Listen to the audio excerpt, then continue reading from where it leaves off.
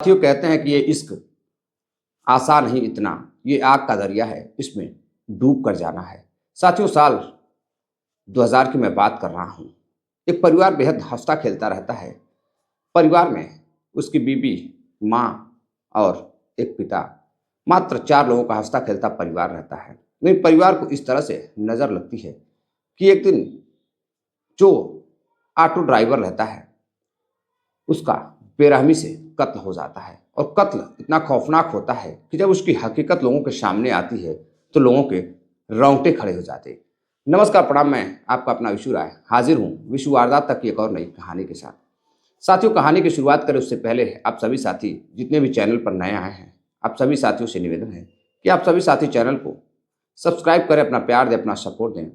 और कई साथियों ने कमेंट भी किया था कि आप मेरा नाम नहीं लेते हैं। तो साथियों, मेरी कहानी रोजाना शाम 7:30 बजे आती है और आप सभी साथी कमेंट करिए और अपना नाम लिखिए और जिस जिले से, जिस राज्य से आप कहानी को देखते हैं उसे भी, उस एड्रेस को भी आप कमेंट बॉक्स में ज़रूर लिखें ताकि मैं आप लोगों का आसानी से नाम ले सकूं। और जो आप कमेंट करते हैं उससे मेरा उत्साह बढ़ता है, तो मैं अच्छी अच्छी कहानी भी लेकर आता हूं। तो आप लोग कमेंट भी करते रहें, अपनी राय भी देते रहें। साथियों, मैं बात कर रहा हूं दिल्ली की। दिल्ली में एक परिवार बेहद हंसता खेलता था। परिवार हरियाणा का रहने वाला होता है। एक दिन वो अपने घर से निकलता है लेकिन उसका कुछ पता नहीं चलता है। एक ऑटो ड्राइवर, उसका कुछ पता नहीं चलता है। तब अगले ही दिन हरियाणा के झज्जर जिले में से एक गांव लगता है। हरियाणा के झज्जर जिले में विरधाना गांव। विरधाना गांव में कुछ लोग उस ऑटो ड्राइवर को गोली मार देते हैं और उसकी हत्या कर देते हैं। इधर पुलिस को बॉडी बरामद होती है, बॉडी जांच पड़ताल करती है तो पता चलता है कि यह लड़का, जिसका नाम अश्वनी सेठी है, अश्वनी सेठी हरियाणा का ही रहने वाला है, दिल्ली में रहकर ऑटो चलाता है।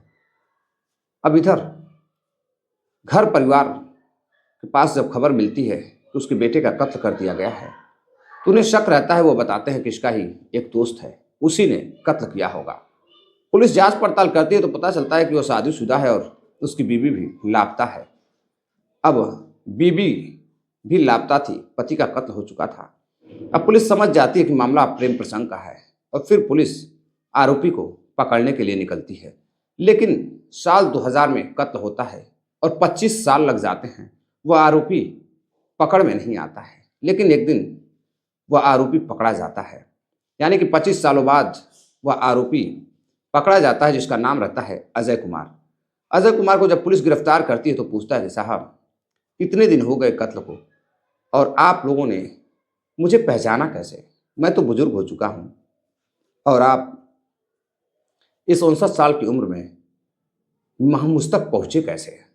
जब पुलिस सब कुछ बताती है और फिर अजय कुमार जो कुछ कहानी बताता है उसे सुनकर लोगों के रोंगटे खड़े हो जाते हैं। साथियों, मैं बात कर रहा हूं हरियाणा के एक परिवार की। हरियाणा में अश्वनी सेठी का परिवार रहता है, साथ में ही उसका एक पड़ोसी अजय कुमार। दोनों काफी अच्छे दोस्त रहते हैं। एक दिन अजय कुमार अपने परिवार को लेकर जब जिम्मेदारी बढ़ती है तो दिल्ली निकल जाता है।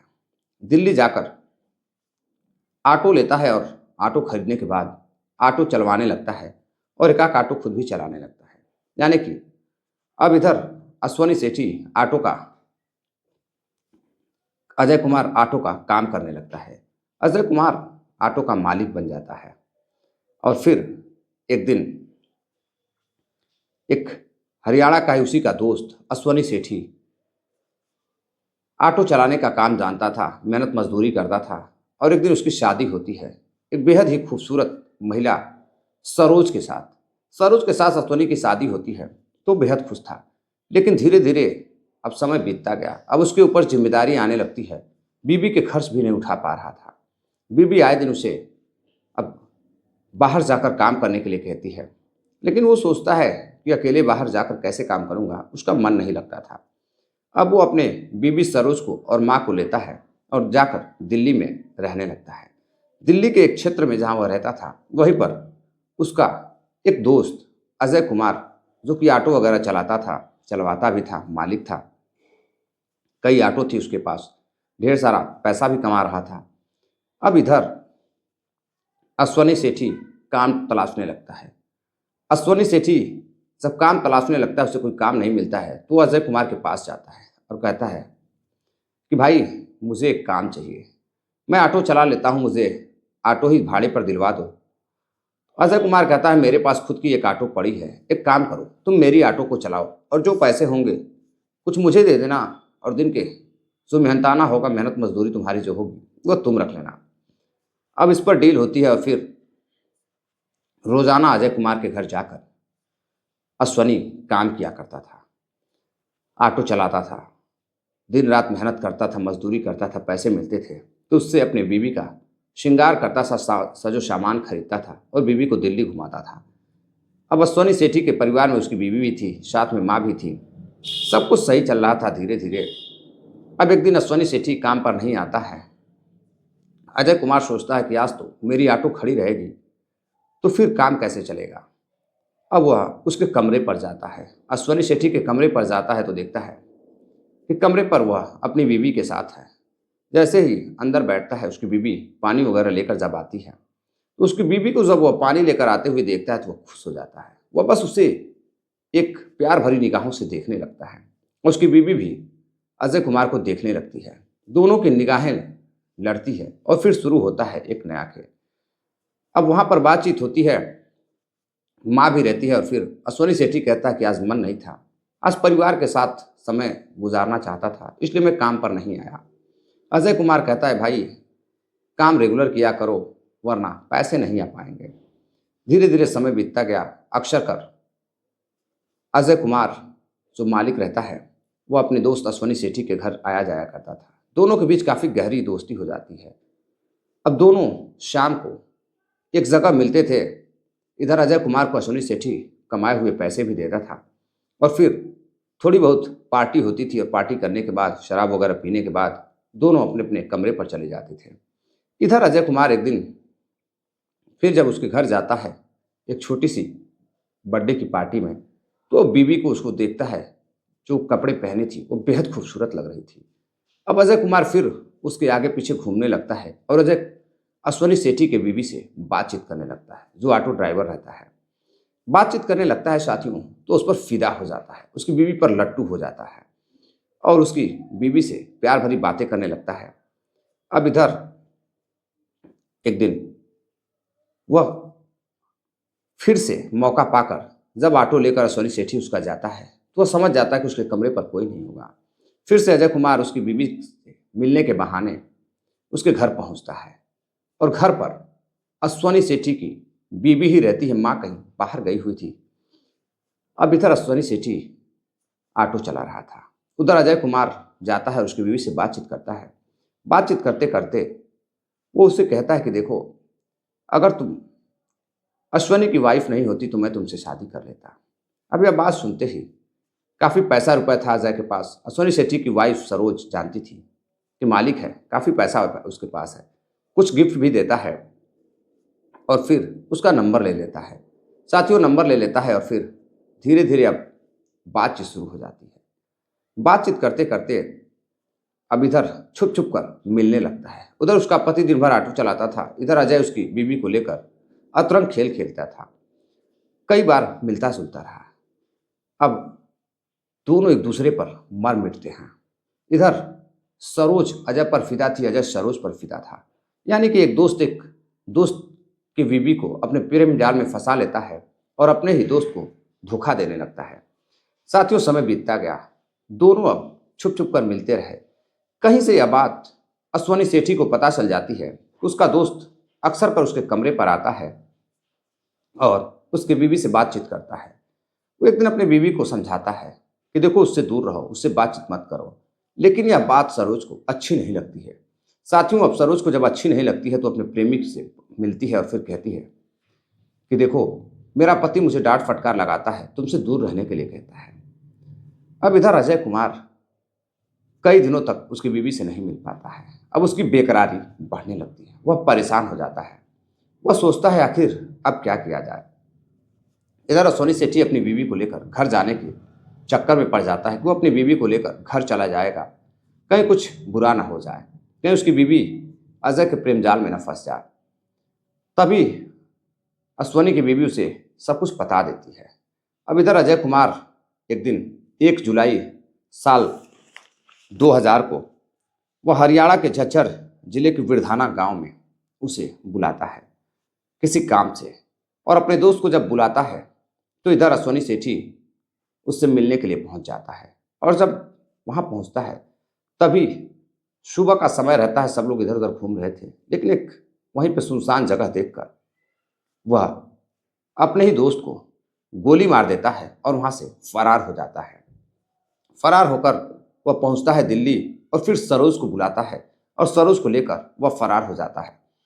इधर पुलिस आसपास के लोग जब इकट्ठा होते हैं तो देखते हैं कि एक नौजवान युवक की गोली मारकर हत्या कर दी गई है। पुलिस को सूचना दी जाती है। पुलिस जब मौका वारदात पर पहुंचती है, जांच पड़ताल करती है तो पता चलता है कि यह लड़का हरियाणा का रहने वाला है और दिल्ली में ऑटो ड्राइवर का काम करता है। अब इधर पुलिस जांच पड़ताल में जुट जाती है। जब उसकी माँ के पास पोस्टमार्टम वगैरह हो जाता है, माँ को बताया जाता है, रिश्तेदार जुट जाते हैं, तो माँ रो रो कर कहती है कि मेरी बहू, इसका ही एक दोस्त था जो ऑटो मालिक रहता है अजय कुमार, उसी से बातचीत करती थी, उसी से छुप छुप कर मिलती थी। मेरे बेटे ने उसे मना करने की कोशिश की, इसलिए उसने हत्या कर दी। अब इधर पुलिस अजय कुमार की तलाश करती है, सरोज की तलाश करती है, लेकिन वह कहीं मिलते ही नहीं है। उतनी टेक्नोलॉजी का साल 2000 में जमाना भी नहीं था कि पुलिस इतनी आसानी से पकड़ ले। लेकिन अब पुलिस मुखबिर लगा देती है, लेकिन वो पकड़े नहीं जाते हैं। अब वहाँ से अजय कुमार सरोज को लेकर पहुँचता है पंचकुला।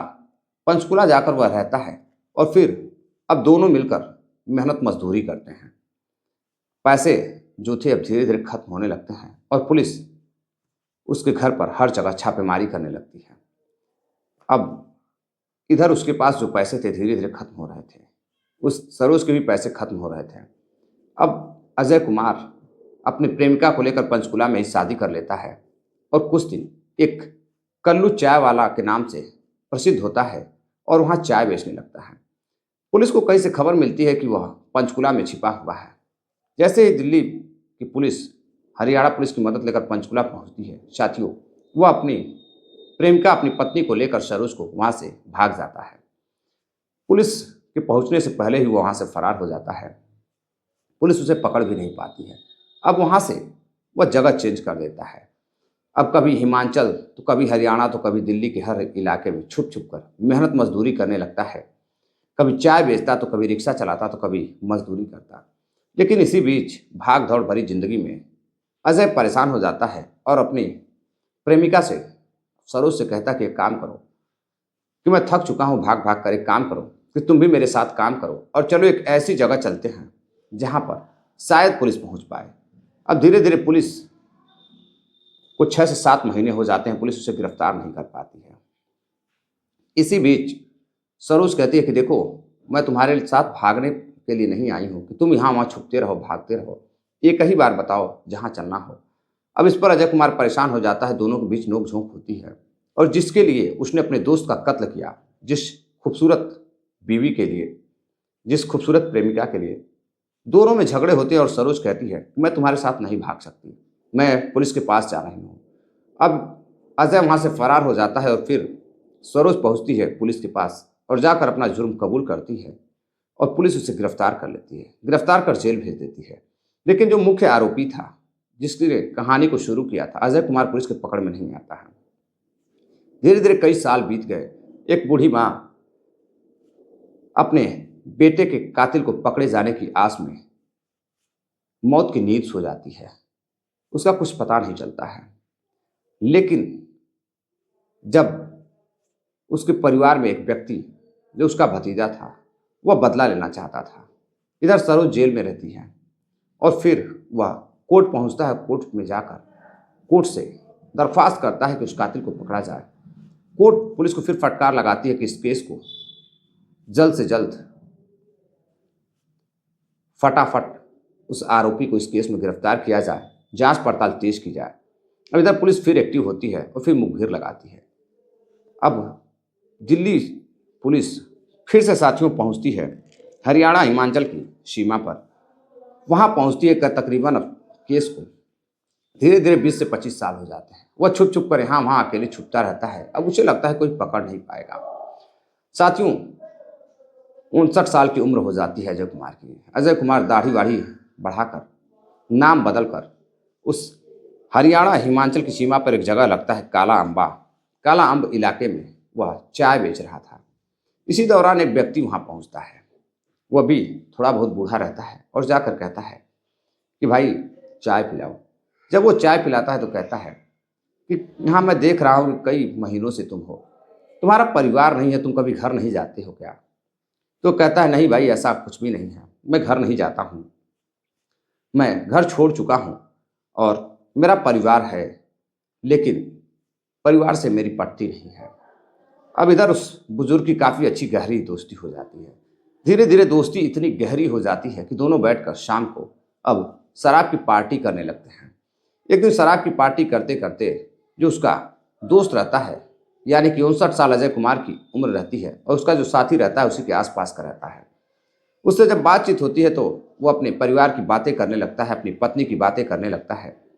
तो अजय कुमार भी नशे में कहता है कि मेरी भी एक प्रेमिका थी, मेरी भी एक पत्नी थी, मैंने उससे शादी की थी, वो मेरे दोस्त की पत्नी थी, लेकिन एक दिन मैंने अपने प्रेमिका के लिए, उसकी बीवी के लिए उसका कत्ल कर दिया और फिर तब से भागता फिर रहा हूँ, छुप छुपा कर भी भाग रहा हूँ। अब ज़िंदगी में कुछ बचा नहीं है, सोच रहा हूँ जितने दिन हैं बस गुजार लूँ। अगर मैं घर गया तो मैं पकड़ा जाऊँगा। घर में माँ बाप सभी लोगों की मौत हो चुकी है, अब मेरा है ही कौन? तभी नशे में अजय कुमार जो कुछ बोलता है, अब वह व्यक्ति सब कुछ सुनता है तो हैरान रह जाता है कि इसने तो ज़िंदगी में बहुत बड़ी गलती की है। साथियों, और पहुंचता है पुलिस के पास। वहां जाने के बाद सारी बात बताता है। अब वहां से पुलिस फौरन ही दिल्ली पुलिस से कांटेक्ट करती है और फिर सारी बात बताती है। दिल्ली पुलिस वहां पहुंचती है और वह चाय बेच रहा था। पुलिस उसके पास जाती है और उसे गिरफ्तार करती है और कहती है कि अब तुम्हारा खेल खत्म हुआ, बहुत दौड़ाया तुमने, बहुत भाग दौड़ कर ली, अब चलो आराम की ज़िंदगी गुजारो, सारी ज़िंदगी अब तुम्हारी जेल में गुजरेगी। अब इधर वो सन्न रह जाता है, कहता है साहब मुझे पहचाना कैसे? मेरी तो कोई कोई फ़ोटो भी नहीं है, ना मैं फ़ोन यूज़ करता हूँ ना कुछ करता हूँ, आप लोगों ने मुझ तक पहुँचा कैसे? दिल्ली पुलिस बताती है कि जो तुम शराब के नशे में अपनी प्रेम कहानियाँ सुना रहे थे और वो सामने वाला व्यक्ति वो पुलिस का मुखबिर था और उसे पता लगाना था कि आखिर तुम हो कौन, और फिर तुमने अपने नशे में शराब पीने के बाद सारी कहानी ही बता दी मात्र 2 मिनट में। जो कहानी पुलिस जिस व्यक्ति को 25 सालों से तलाश कर रही थी, शराब पीने के बाद मात्र वह 1 मिनटों में मुखबिर को बता देता है। साथियों, पुलिस उसे 25 साल बाद गिरफ्तार करती है और गिरफ्तार कर जेल भेज देती है। अब यह घटना जब न्यूज़ मीडिया के माध्यम से लोगों तक पहुंचती है, उसके परिवार तक पहुंचती है, तो परिवार में उसका कोई खास रहता नहीं है। दर्द याद रहते हैं जब सुनते हैं तो कहते हैं कि वाकई में पुलिस ने बहुत बेहतरीन काम किया है। देर सही, लेकिन आखिर एक आरोपी पकड़ा ही गया। तो साथियों, कहते हैं कि आरोपी कितना भी शातिर क्यों ना, कितना भी चालाक क्यों ना हो, एक न एक दिन वह पकड़ा ही जाता है।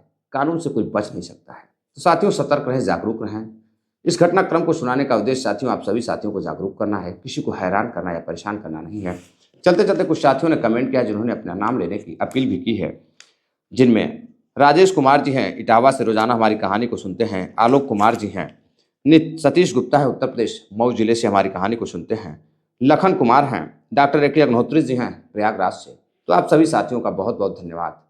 कहानी अच्छी लगी हो तो आप ज़्यादा से ज़्यादा लोगों को शेयर भी करिएगा। मिलते हैं एक और नई कहानी के साथ, तब तक के लिए आप अपना ख्याल रखिएगा, प्यार दीजिएगा। जय हिंद, नमस्कार।